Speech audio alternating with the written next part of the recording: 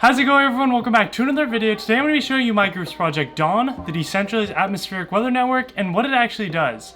Let's get into it. Dawn in its simplest form is a mesh network that relays weather data to a master node for users to get an accurate prediction of the weather in remote areas of the world. Here you can see two slave nodes and one master node. The two slave nodes are able to relay the weather data to the master node for further processing. But why is a decentralized weather network actually important? This is because in rural parts of the world, there's very limited weather information, and intrinsically due to this, bad weather models that inaccurately predict the weather. So what do we actually need to create a decentralized weather network? First, we're going to need some sort of long-range communication for the mesh network. Second, we're going to need a weatherproof enclosure so the elements don't hinder its functionality. Third, this needs to be self-sufficient since it is going to be in a rural environment. Fourth, we need a PCB to gather weather information to be displayed. And finally, we're going to need code that ties all this hardware together. So without further ado, let's get started.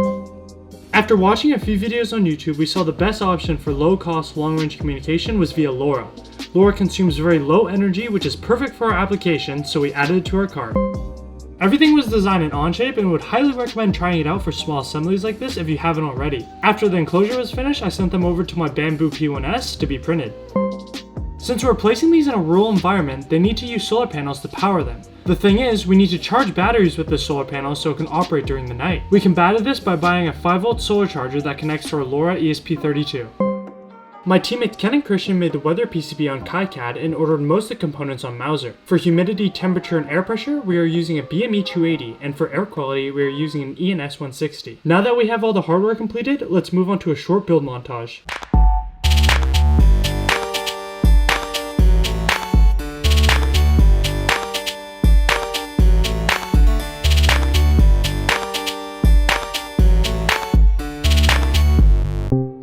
This is when our problems started to arise. At first we had great progress not only with LoRa communication. What are you pressing? I'm pressing the send signal. Let's check it out on... Oh my gosh, wait, that's sick. But also accurate sensor data from our PCB being displayed. But as soon as we tried to integrate LoRa and I2C sensor data, everything fell apart. Dude, is it cooked, bro? Dude, it's cooked. It's cooked. Man, it's cooked.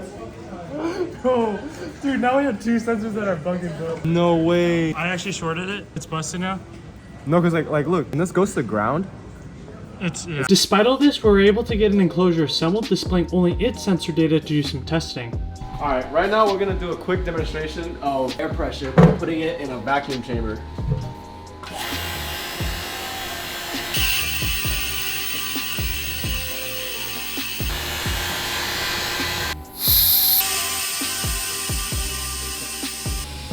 Let's go. Alright, so right now we're going to be doing a quick little water resistance test. We're going to put it underneath the flowing water and see if it resists it.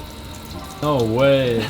Let's see if it's still reading values. Oh wow. Yeah. Let's go. At the end of the day, we were able to engineer a weather station that could accurately display atmospheric information along with being weatherproof. If we had more time, the full mesh network and a weather prediction algorithm would be an awesome thing to implement. Although we were unable to fully integrate LoRa into our project, Ken at the very last minute got I2C sensor data from our PCB to be transmitted.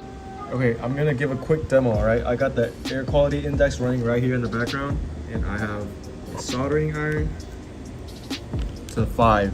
I press this button and I transmit. You see that number right there? That says number 4. 4. Transmitted number 4. Thank you guys so much for watching, and we'll see you in the next one. Peace.